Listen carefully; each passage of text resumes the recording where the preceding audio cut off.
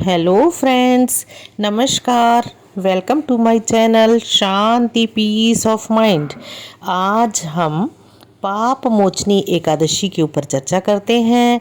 यूँ तो सभी एकादशियों के व्रत पापों को समाप्त करके अनंत पुण्य प्रदान करते हैं, परंतु दोस्तों चैत्र मास के कृष्ण पक्ष की इस एकादशी का व्रत तो जन्म जन्मांतर के पापों को नष्ट कर देता है। सभी प्रकार की समृद्धि, सुख और अंत में मोक्ष प्रदायक इस एकादशी को भगवान विष्णु की पूजा आराधना करने का शास्त्रीय विधान है।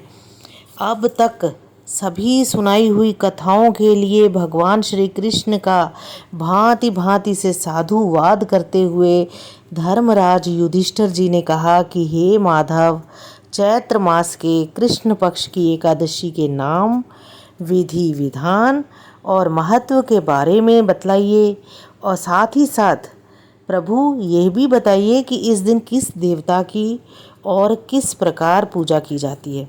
तब भगवान श्री कृष्ण ने कहा, हे राजन, सभी पापों को नष्ट करने वाली इस एकादशी का नाम पाप मोचनी है। इस दिन भगवान विष्णु की पूजा करने का शास्त्रीय विधान है। आपने जो प्रश्न मुझसे पूछा है वही प्रश्न एक दिन महाराज मांधाता ने लोमश ऋषि से पूछा था।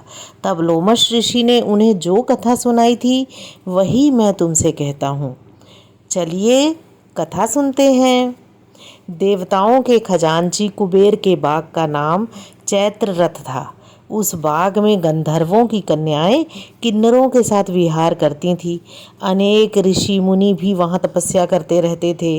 स्वयं देवराज इंद्र भी चैत्र और वैशाख मास में देवजाओं सहित यहाँ आकर क्रीड़ा किया करते थे।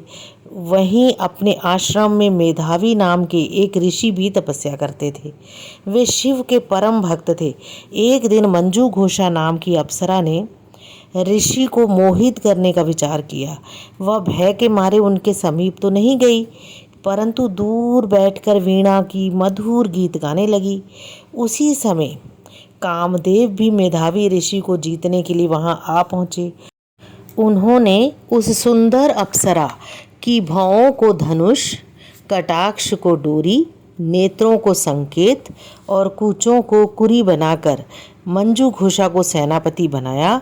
मेधावी ऋषि भी युवा एवं हष्टपुष्ट थे और साथ ही यज्ञोपवीत तथा दंड धारण किए हुए ब्रह्म तेज से युक्त थे।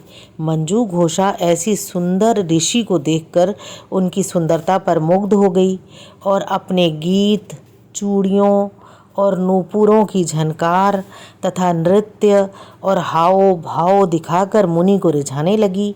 कुछ समय तक यही क्रम चलता रहा और अंत में कामदेव ने ऋषि को पराजित कर दिया। फलस्वरूप ऋषि मंजू घोषा के साथ रमण करने लगे और काम में इतने वशीभूत हुए कि उन्हें दिन और रात्रि का कुछ भी विचार नहीं रहा। इस प्रकार बहुत दिन बीतने पर एक दिन मंजू घोषा बोली, हे मुनि, मुझे बहुत समय हो गया है, अब स्वर्ग जाने की आज्ञा दीजिए। तब मुनि बोले, आज इसी संध्या को आई हो, प्रातःकाल होने तक चली जाना। तो मुनि के यह वचन सुनकर अप्सरा कुछ समय तक और रुकी रही। कुछ दिन बाद उसने पुनः मुनि से विदा मांगी तो मुनि कहने लगे, अभी तो आधी रात भी नहीं हुई है, कुछ समय और ठहरो। अप्सरा ने कहा, महाराज, आपकी रात तो बहुत लंबी है। आप जरा स्मरण कीजिए कि मुझको यहाँ आए हुए कितने वर्ष बीत गए हैं। उस अप्सरा की यह बात सुनकर मुनि ने समय का विचार किया तो ज्ञात हुआ कि अप्सरा के साथ रमण करते हुए उनको 57 वर्ष 7 मास और 3 दिन बीत गए थे। यह ज्ञात होते ही वह अप्सरा और उनको काल के समान प्रतीत होने लगी। मुनि अत्यंत क्रोधित हुए, उनकी आंखों से ज्वाला उत्पन्न होने लगी।